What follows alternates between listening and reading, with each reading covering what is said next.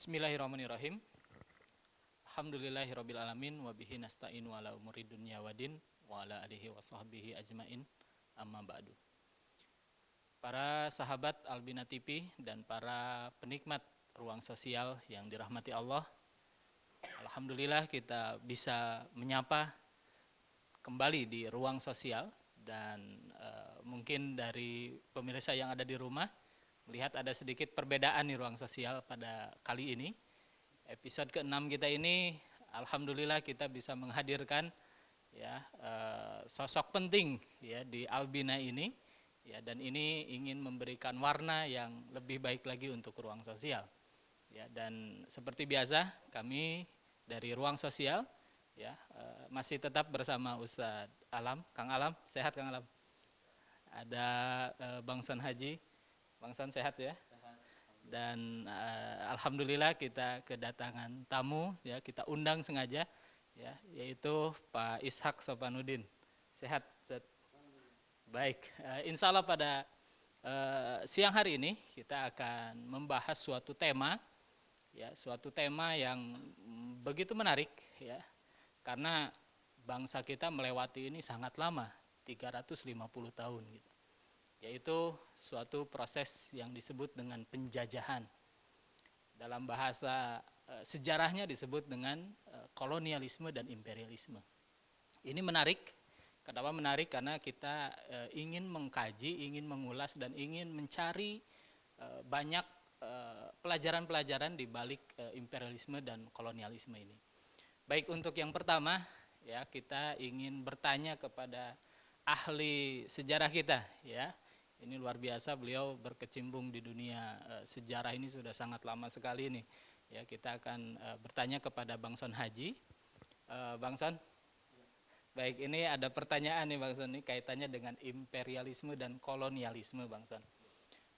Secara bahasa memang ini agak asing ya Bang Son ya, kolonialisme, imperialisme gitu kan. Dan mungkin kenapa ada dua bahasa itu, mungkin juga di dalamnya ada perbedaan. Masing-masing memiliki konsep dan perbedaan gitu. Mungkin bisa dijelaskan Bang Son Haji terkait dengan kolonialisme dan imperialisme itu, Bang Son. Iya, kami persilakan.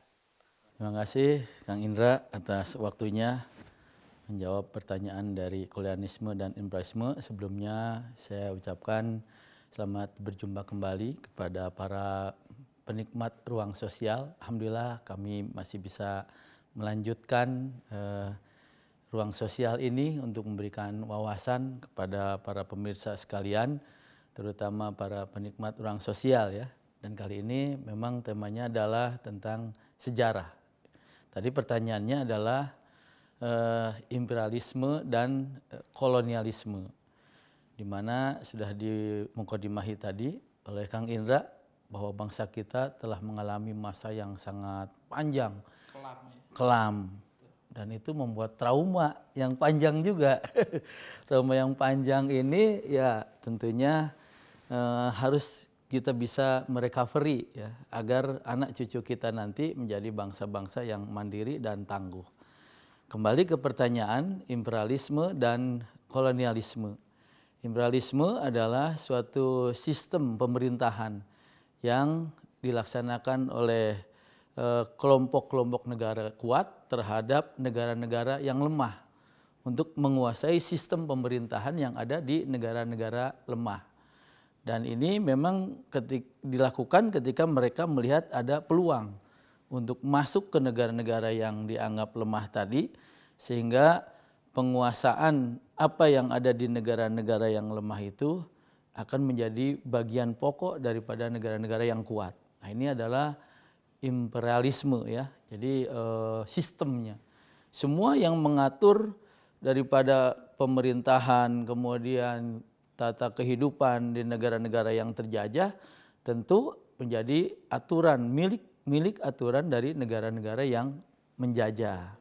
Nah, sementara kolonialismenya, yaitu koloni, berasal dari kata koloni, yaitu berarti penguasaan suatu negara atau wilayah oleh negara lain untuk dieksploitasi. Yang dieksploitasi ya apa saja yang menjadi keuntungan bagi negara-negara imperialis tadi atau penjajah, seperti sumber daya alamnya, kemudian sumber daya manusianya, kemudian hal-hal yang lain yang dianggap menguntungkan. Namun sebenarnya dasar daripada imperialisme ini sebenarnya tidak jauh daripada kepentingan manusia itu sendiri, yaitu urusan ekonomi.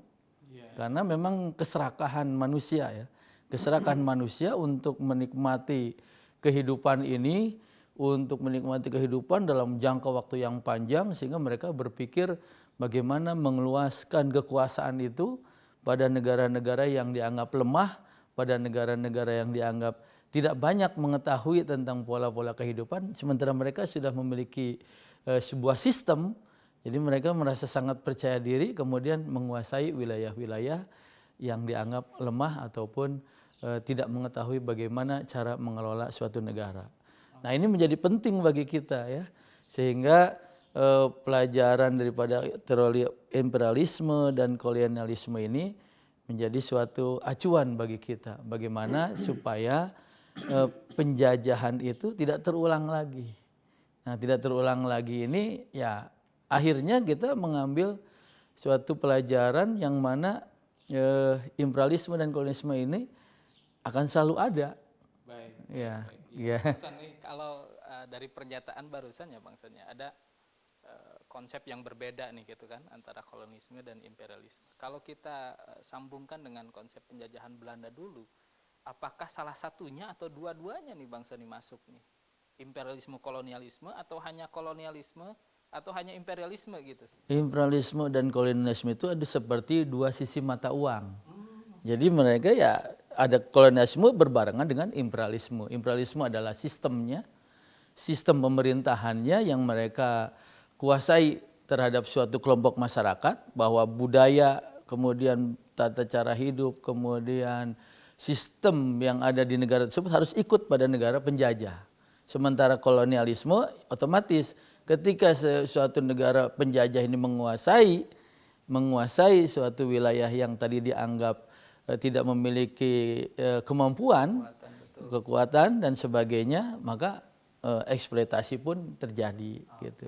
Jadi dua-duanya ya. Jadi seperti dua sisi mata uang. Bisa dipisahkan gitu Betul. kan antara imperialisme dan Ya. kolonialisme. Ya. Oke, baik. Menarik sekali nih yang disampaikan Bang Son Haji terkait imperialisme dan kolonialisme. Kita ingin lebih memperdalam lagi terkait dengan bangsa kita tentunya gitu kan. Beberapa kali kita berusaha untuk dikuasai oleh negara lain gitu kan. Ya, dan beberapa negara Eropa juga masuk dan ingin menguasai negara kita.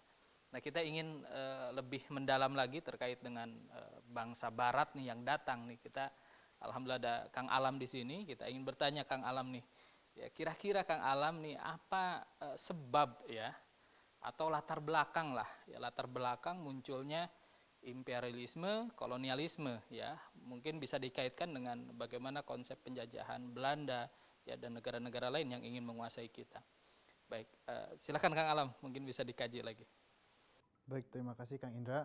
Menarik ya berkaitan dengan latar belakang Kang Indra ya.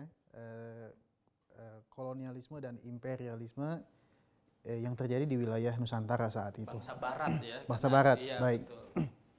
Baik, saya ingin memulainya mungkin dari peristiwa pada masa abad ke-14 Kang Indra, tepatnya 1453 ya, di mana saat itu terjadi penaklukan Konstantinopel ya oleh kaum muslimin seperti itu, di mana seperti kita ketahui ya, Konstantinopel itu adalah wilayah yang lokasinya itu adalah sebagai penyuplai salah satu kebutuhan pokok nih untuk masyarakat Eropa. Ketika wilayah Konstantinopel kemudian dikuasai oleh Kesultanan Turki Utsmani, maka salah satu kebijakannya itu adalah menutup jalur perdagangan dari Konstantinopel ke wilayah Eropa seperti itu. Nah, yang menarik kalau kita lihat dari sisi Muslim, tentu ini adalah suatu prestasi yang luar biasa Kang Indra ya, karena bangsa Barat ya tentu dengan segala kemajuan teknologinya ya kan, saat itu bisa ditaklukkan oleh kaum muslimin. Kalau kita perhatikan ternyata ada 3 faktor Kang Indra yang mengakibatkan kaum muslimin saat itu mampu menaklukkan Konstantinopel. Yang pertama adalah tentu dorongan keimanan terhadap Allah Subhanahu wa taala disertai dengan hadis Rasulullah bahwa Konstantinopel itu adalah wilayah yang akan dapat ditaklukkan oleh kaum muslimin. Itu yang pertama. Yang kedua, Konstantinopel itu adalah wilayah yang saat itu merupakan pusat peradaban Eropa, Kang Indra. Jadi masyarakat kalau kita sekarang lah pusat peradaban Indonesia itu adalah Jakarta gitu kan. Maka saat itu pusat peradaban di Eropa adalah Konstantinopel, di mana Konstantinopel adalah pusat perdagangan, kemudian pusat kebudayaan dan lain sebagainya. Dan yang terakhir tentu dari sisi letak, ya kan, letak Konstantinopel yang begitu sangat strategis, penghubung antara Asia dengan wilayah Eropa. Nah jadi 3 faktor itu tuh Kang Indra yang mengakibatkan kaum muslimin ternyata mampu menaklukkan kejayaan bangsa Barat saat itu. Itu yang pertama. Nah, dengan ditutupnya jalur perdagangan, maka bangsa Eropa ini kemudian mencari jalan, Kang Indra, supaya kebutuhan yang awalnya bisa terpenuhi oleh dengan datang ke Konstantinopel, maka bangsa Barat ketika ditutup, ya dia akan cari jalan yang lain. Maka salah satunya adalah mencari alternatif wilayah yang lain. Yang paling utama mereka mencari wilayah sumber rempah-rempah. Karena saat itu kalau bicara rempah-rempah, Kang Indra, ternyata rempah-rempah saat itu mempunyai nilai yang sangat tinggi, Kang Indra. Bahkan dalam sebuah keterangan disebutkan bahwa 1 kilogram rempah-rempah itu nilainya sama dengan 1 kilogram emas. Ini saya juga perlu konfirmasi nanti mungkin sama Bang Son ya. Apa benar nih kan, kalau kita lihat 1 kilogram emas itu nilainya berapa, Kang Indra ya? Mungkin 1 eman gitu ya. Jadi 1 kilogram rempah-rempah nilainya sama dengan 1 miliaran. Kalau kita lihat sekarang kan nilai rempah-rempah ya nggak sebegitu gitu kan. Nah, maka dari situ mulailah bangsa Barat mencari wilayah yang lain, ya kan, wilayah yang lain. Nah, saat itu bangsa Barat yang mempunyai kekuatan armada laut terbesar itu 2, Kang Indra, yaitu bangsa Spanyol dan bangsa Portugis. Supaya meminimalisir konflik antara Portugis dengan Spanyol, maka sebelum melakukan pelayaran dibuat dulu tuh perjanjian yang kita kenal dengan perjanjian Tordesillas. Di mana dalam perjanjian Tordesillas itu membagi wilayah bumi menjadi 2 bagian. Dia bagi secara vertikal, Kang Indra. Jadi ada wilayah bumi bagian barat dan wilayah bumi bagian timur. Di mana disepakati itu Spanyol itu dia ke arah barat, sedangkan Portugis ke wilayah timur, seperti itu. Nah, seperti kita ketahui bahwa bangsa Eropa yang pertama datang ke wilayah Nusantara adalah bangsa Portugis, seperti itu. Tapi jangan anggap bahwa kedatangan Portugis ke wilayah Nusantara ini tanpa pengorbanan, Kang Indra. Jadi perjuangannya luar biasa, ya. Bangsa Portugis itu perjuangannya luar biasa. Yang pertama itu dimulai dari perjalanan Bartolomeus Dias, gitu kan. Di mana dia kurang lebih itu memakan waktu 14 sampai 16 bulan tuh perjalanan. Tetapi dia baru sampai ke wilayah Afrika bagian selatan. Ketika itu Kang Indra. Jadi ternyata sampai wilayah Afrika bagian selatan itu dia terhalang badai gitu kan. Sehingga saat itu Bartolomeus Dias awalnya dia menyebutnya sebagai Tanjung Badai, ya kan? Tetapi dikoreksi oleh raja Portugis ya, João Felix, bahwa jangan Tanjung Badai, karena kalau namanya Tanjung Badai khawatir ini kan, itu kemudian membuat penerus Bartolomeus Dias ini menjadi khawatir gitu kan, takut gitu kan, sehingga dia ganti menjadi Tanjung Harapan, seperti itu. Artinya di situ ada makna yang kemudian bisa kita ambil, Kang Indra, apa? Jadi kita nih harus berpikiran positif, Kang Indra, ya. Jadi melihat masalah itu bukan suatu masalah, tetapi melihat masalah itu adalah sebagai suatu tantangan yang kemudian harus kita lewati. Nah, perjalanan Bartolomeus Dias itu sampai Afrika bagian selatan ya, kemudian dia kembali ke Portugis, kemudian dia dilanjutkan tuh pelayarannya oleh Vasco da Gama, ya kan? Di mana Vasco da Gama berhasil sampai ke wilayah Kalkuta, India, seperti itu. Nah, sampai di wilayah Kalkuta, India, kemudian disampaikan ternyata bukan ini sebagai pusat rempah-rempah, tapi ada di bagian timur lainnya, yaitu wilayah Nusantara. Nah, itu kemudian dilanjutkan oleh Alfonso de Albrau, seperti itu. Kalau ditulisnya Alfonso de Albuquerque gitu ya, tapi bacanya Alfonso de Albrau seperti itu. Nah, itu sampai tuh ke wilayah Malaka seperti itu. Itu mungkin ya perjalanan latar belakangnya. Jadi yang pertama ada penaklukan Konstantinopel, kemudian juga ada peristiwa perjanjian Tordesillas. Nah, selanjutnya Kak Indra, pada abad ke-15 juga di situ ada yang namanya peristiwa revolusi industri. Apa itu revolusi industri? Yaitu merubah sistem produksi yang awalnya pakai tangan, tenaga manusia gitu kan, kemudian menggunakan tenaga mesin. Kalau kita bicara kegiatan produksi, tenaga manusia dengan mesin, jelas nggak ada masalah gitu kan. Artinya itu kan sesuatu yang baik. Ternyata itu menimbulkan masalah Kak Indra. Apa masalahnya? Yaitu keterbatasan bahan modal, barang modal.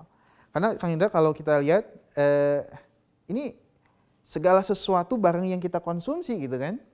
Ini Kang Indra ya misalkan apa nih teh? Asafa gitu ya. Ini ada asafa, kemudian ada meja. Ternyata kalau kita gali lagi itu seluruhnya itu pasti berasal dari sumber daya alam gitu kan.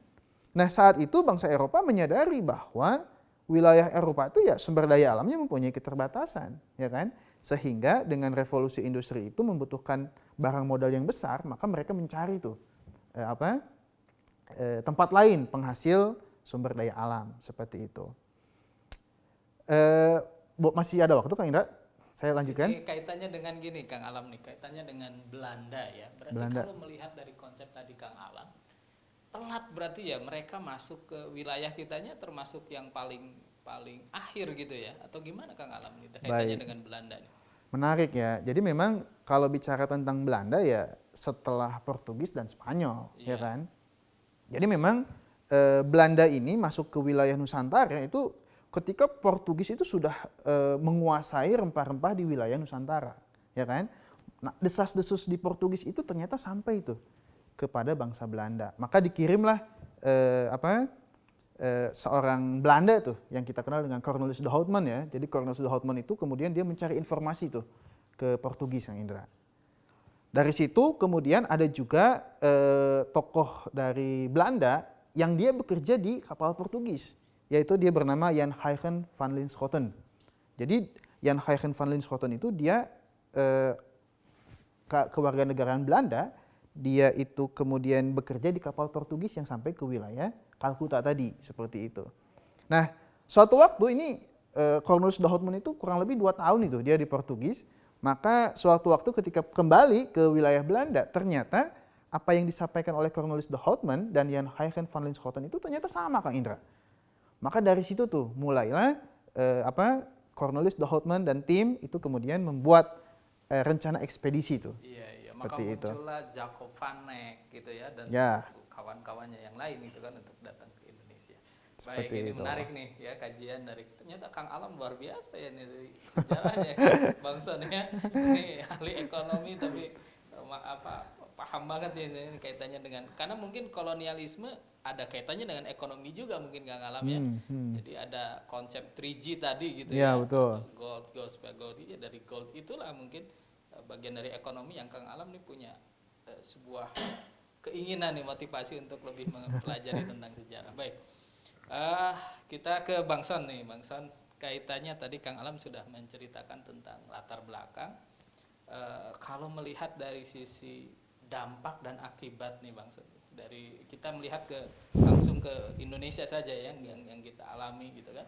Ini dampak dan akibat kolonialisme, imperialisme yang begitu lama dari bangsa kita ini kira-kira apa saja Bang Son?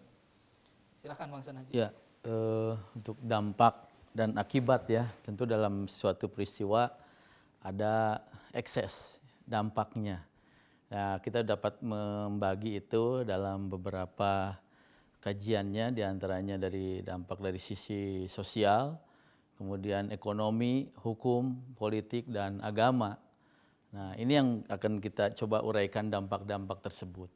Dari sisi sosial, tentu dampaknya adalah sebagaimana dalam suatu istilah bahwa bangsa yang terjajah itu akan mengikuti budaya atau gaya hidup bangsa yang menjajah. Nah, jadi bangsa kita dulu memiliki budaya sendiri, yaitu budaya kegotong royongan, budaya saling asah, asih, asuh gitu.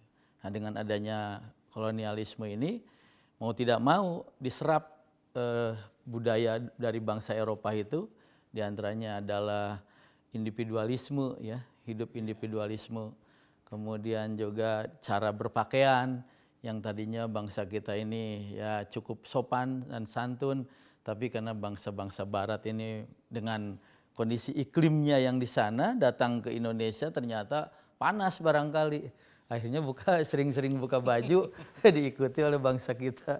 Nah, ini dampak sosial.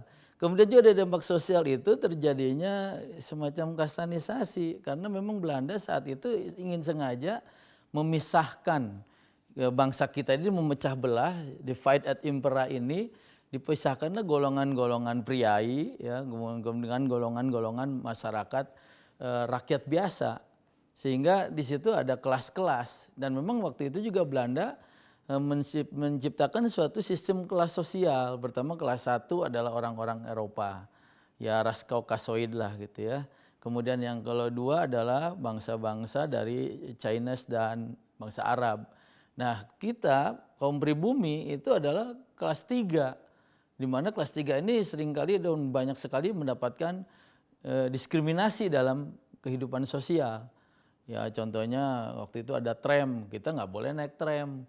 Paling banter bangsa kita hanya boleh naik delman gitu ya.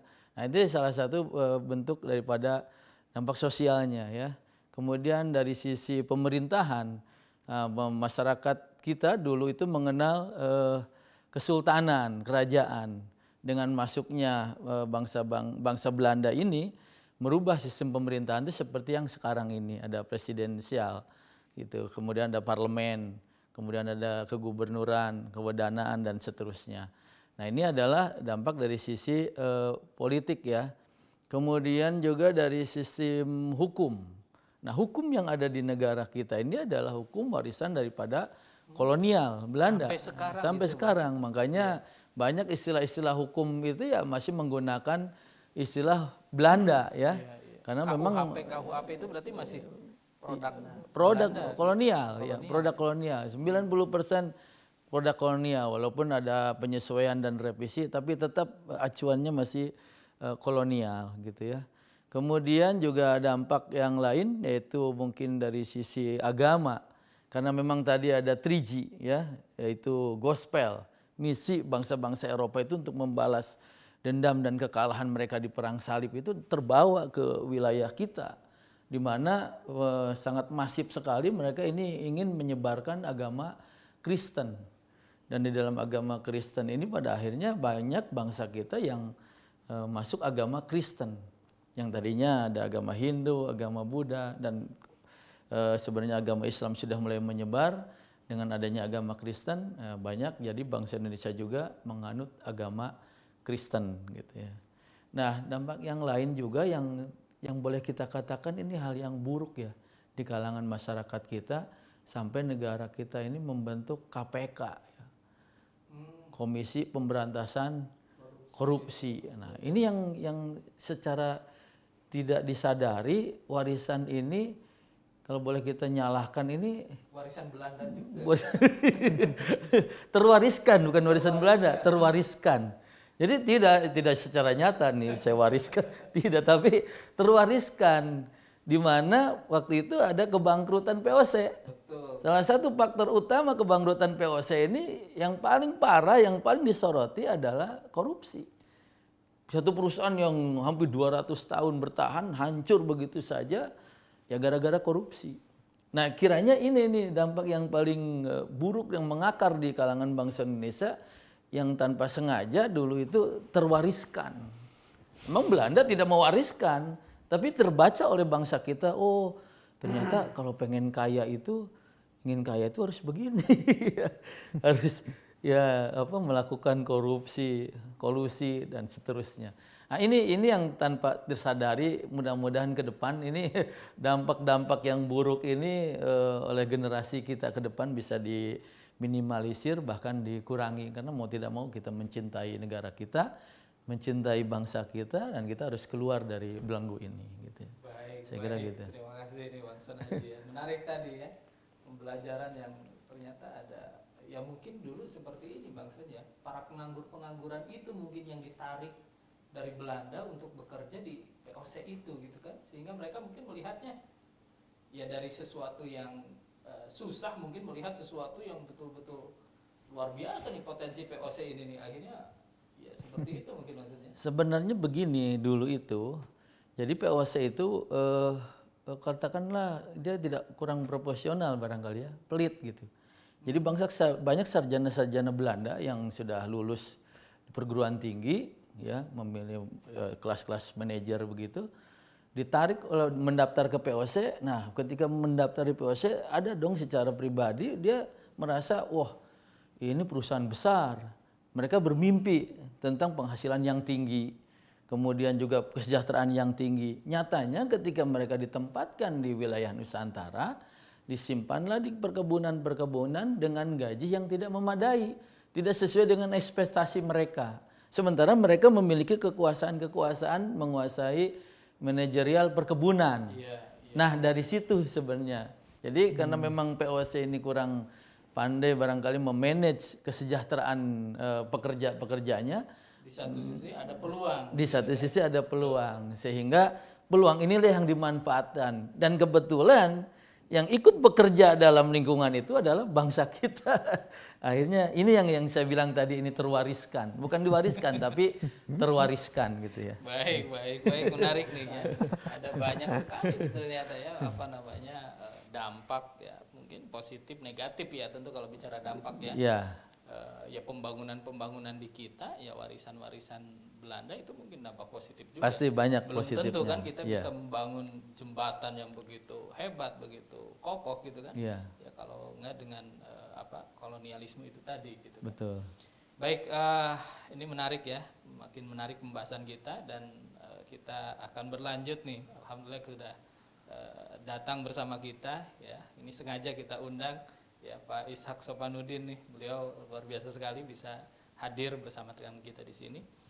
Ada satu pertanyaan nih Pak, terkait dengan tadi mungkin latar belakang sudah, dampak, kita ingin melihat dari sisi pembelajaran Pak Ishak nih, pembelajaran untuk anak-anak muda kita supaya mungkin kedepannya kita lepaslah dari belenggu ini gitu kan. Kalaupun ada tantangan ke depan ya tentu ini harus mereka nih bisa belajar gitu dari sejarah yang dulu gitu.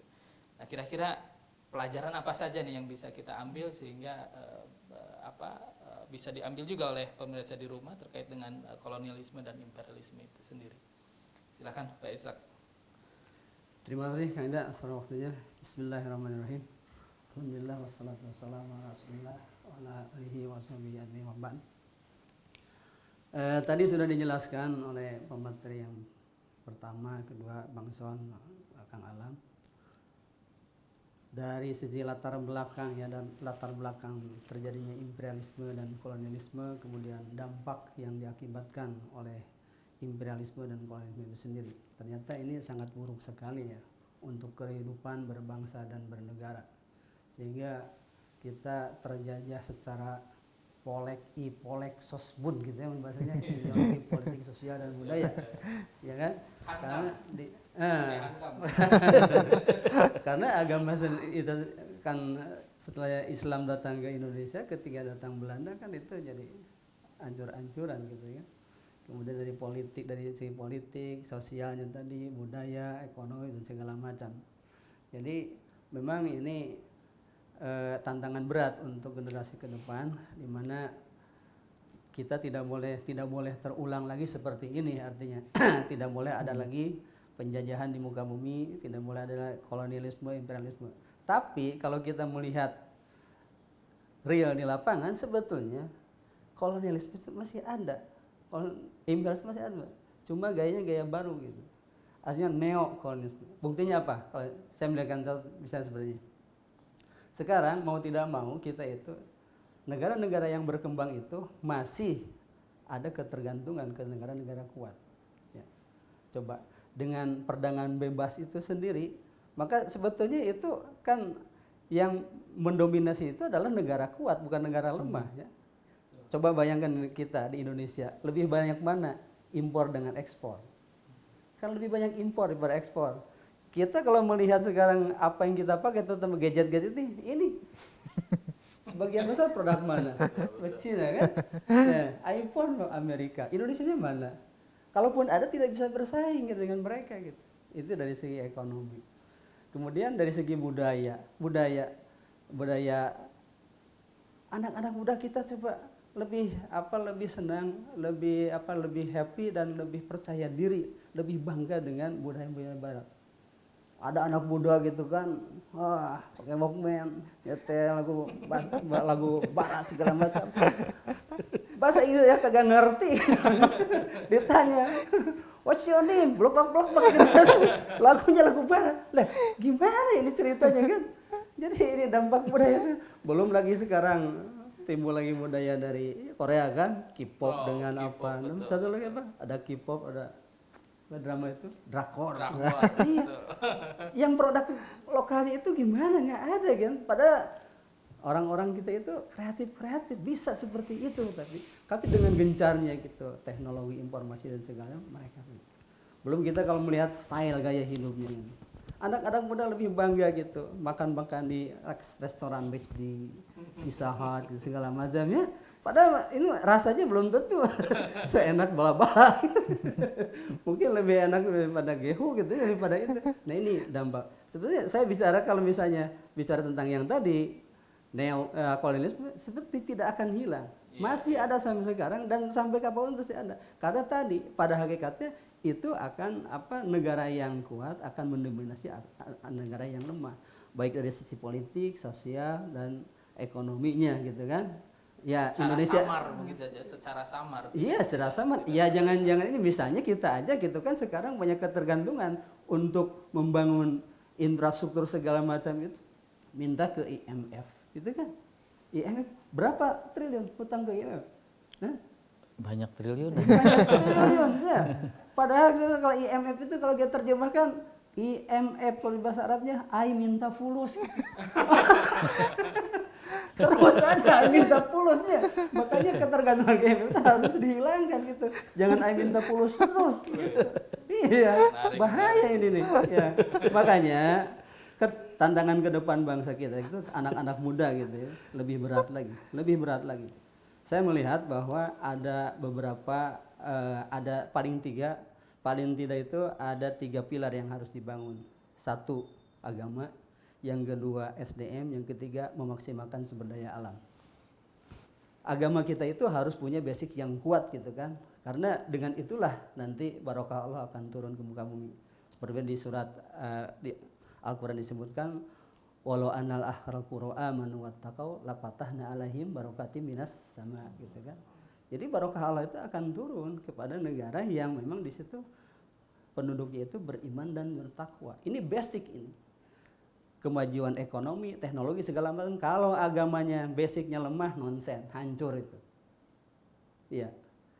Tidak ada kita bisa berharap lagi karena kalau kita melihat sejarah kita gitu kan sejarah dakwah Islam dari awal yang dibangun oleh Rasulullah itu adalah dari situ.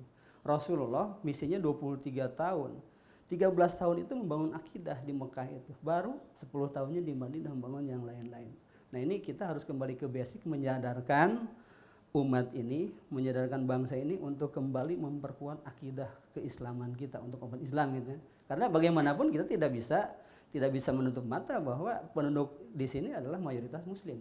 Yang menentukan masa depan Indonesia itu adalah umat Islam, bukan umat yang lain. Karena mereka persentasenya sedikit, betul Bang Son? Ya. Jadi kembali ke situ, pendidikannya ke agama. Tentunya agama ini tadi nyambung dengan pendidikan. Jadi ketika kita bicara pendidikan, tidak ada dikotomi antara pendidikan Islam dengan pendidikan umum ya. Nah, porsi pendidikan ini yang harus lebih besar lagi diberikan oleh pemerintah kepada untuk mengelola pendidikan ini porsinya harus lebih besar lagi. Sekarang kita nggak tahu porsi untuk pendidikan berapa persen yang dianggarkan dari APBN. Katanya 20% ya, berapa gitu? 20%-an. Ya kurang sebetulnya. Coba kalau kita banding dengan Malaysia. Tahun 90-an Malaysia itu belum ada apa-apanya. Banyak dosen-dosen dari kita itu ngajar di Malaysia. Tahun 890 ada ingat tuh banyak kayak diantaranya Bang Imanuddin tuh, ada dosen terbang gitu. Banyak.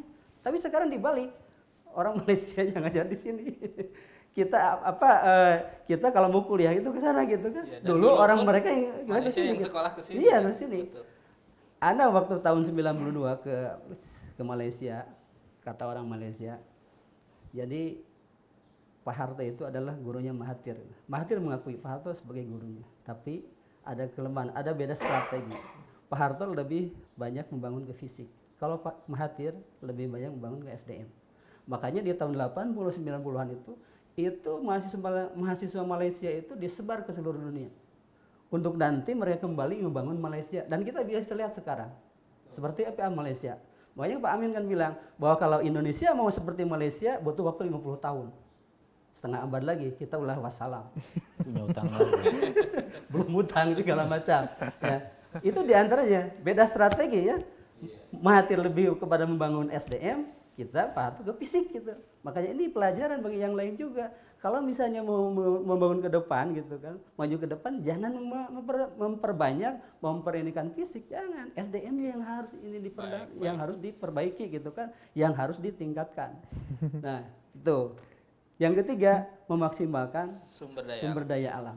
Indonesia itu adalah negara yang kaya raya gitu kan, kaya raya. Coba lautannya, kita itu dikelilingi lautan. Kemudian negara agraris, betul nggak? Negara agraris.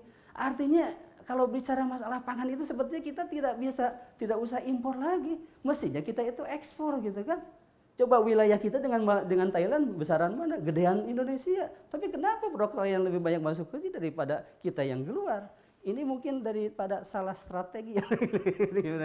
Padahal ini sebenarnya kita itu punya ikan di lautan berapa triliun, berapa miliar ton, juta ton gitu.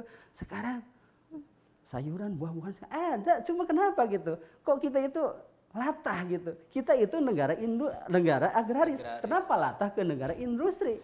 Kalau Jerman segala macam di sana memang tidak punya pertanian lah, ya tidak ada, kita banyak di sini. Nah ini yang agak sering mengkhawatirkan mungkin ke depan itu tadi untuk anak-anak muda itu.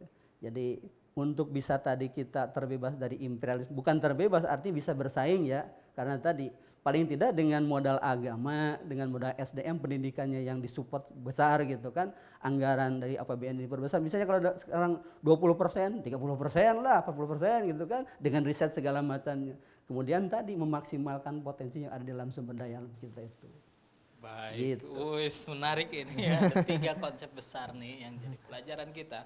Ya, yang pertama bagaimana generasi kita, generasi muda ya tentunya ya lebih mementingkan ya, agama ini sesuatu yang sangat penting. Yang kedua pendidikan, betul tadi ya, dan kita ketahui dulu kenapa kok kita bisa merdeka gitu kan, karena ternyata Belanda memberikan celah edukasi ya dalam politik etisnya itu. Ternyata edukasi itu jadi senjata makan tuan, ibaratnya seperti itu gitu kan. Ya, jadi senjata makan tuan, dan ternyata edukasi itulah yang akhirnya bangsa kita melek gitu. Dan saya kira sampai sekarang pun dan sampai kapanpun ini pendidikan menjadi sesuatu yang sangat penting. Dan yang terakhir tadi sumber daya manusia, sumber daya alam yang harus kita maksimalkan. Tentu ini menjadi 3 strategi ya untuk generasi-generasi yang akan datang. Bagaimana kita harus bisa eksis, bagaimana kita harus mampu bersaing dan menjadi negara hebat ke depannya.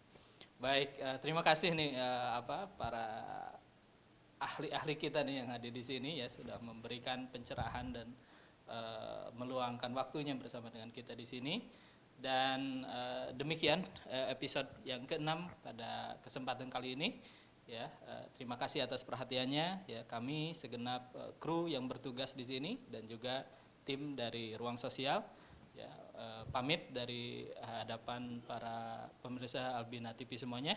Kita akhiri dengan doa kafaratul majelis. Subhanallahumma wa bihamdika asyhadu an la ilaha illa anta astaghfiruka wa atubu ilaik.